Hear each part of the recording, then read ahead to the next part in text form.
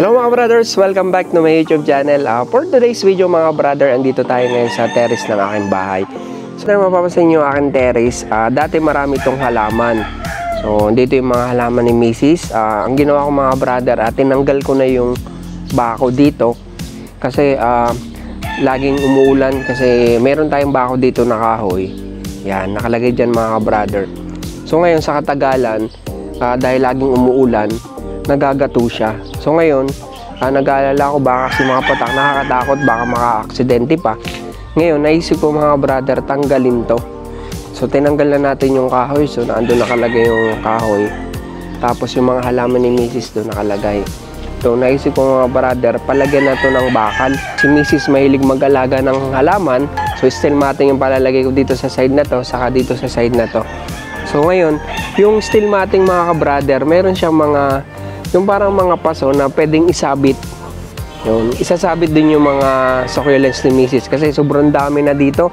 So dati sobrang daming halaman dito, ngayon sobrang crowded na. Para mas malawak yung space, so ngayon ang gagawin natin, steel matting magkabilang side, doon isasabit yung mga halaman. Tapos dito sa harap, ito naman yung pinaka grills. Ito yung grills ang lalagay natin.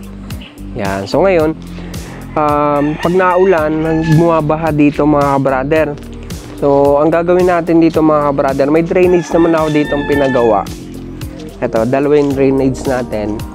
Tapos dito sa kabilang side, gagawin natin mga brother, lalagyan natin dito ng patong. Yan. Papasimentohan ko tong side na to. Yan, lalagyan niya ng semento para dyan ipapatong yung grills. Paikot yan.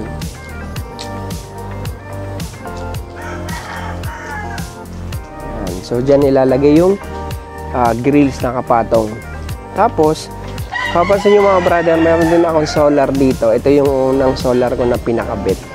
Yan. Ngayon kasi nung pinagawa ko, isa lang yung pinalagay kong tubo. Ngayon mas maganda sana meron siyang kapartner. So ngayon ipapabakbak ko yung taas na yun ng poste. Meron akong binili na solar. So pampartner dito sa solar na isang kinabit natin nung una. Ako sa inyo kung paano ginawa hanggang sa matapos yung ating terrace.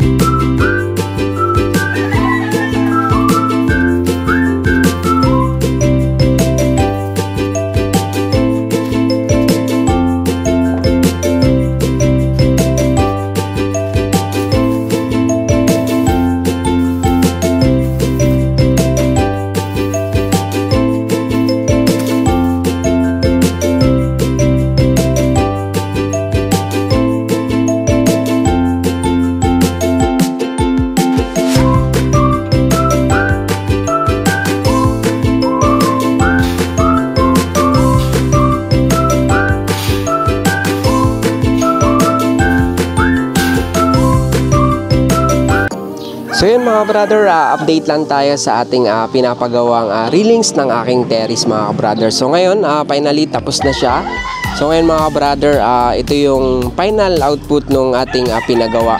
So mga brother, mapapansin nyo mga brother, napakaganda ng ating pinagawa. Kasi before, talagang napakahuna kasi kahoy lang yung nilagay natin. So ngayon, ito yung pinalagay natin. So ito yung napili nating design. So simple lang yan mga brother. Yan. So gumamit tayo ng 2x4 na pinakaibabaw. Tapos yung 2x2. Then yung ating sa baba naman, ito yung 1x1. Yan. So mga brother. Then, dito naman sa kabilang side, mga brother, kasi si Mrs. mahilig talaga ito mag-alaga ng mga halaman. So ngayon, kasi before kasi sobrang daming halaman dito. So ngayon, sobrang crowded na. So naisip namin, steel matting na yung ilagay natin. So ito na yung steel matting na ginamit natin mga brother. So lalagyan niya ng mga halaman dito sa taas. Tapos, may mga paso din si Mrs. Kaya naisipan namin na lagyan dito sa ibabaw. So dito nakalagay yung mga paso. So dalawang side yun, dito dun sa kabilang side, pinalagyan din natin mga brother. Tapos nagiging problem naman natin mga brother kasi pag naglalabas si Mrs. Wala kami mga pagsampayan sa loob kasi nga minsan umuulan. Ngayon naisip namin mga brother, lagyan naman ng sampayan. So yung double purpose yan mga brother. So meron yan sampayan dito sa taas. Tapos dun sa kabilang side meron din. So pwede tayo maglagay dito ng mga nilabhan.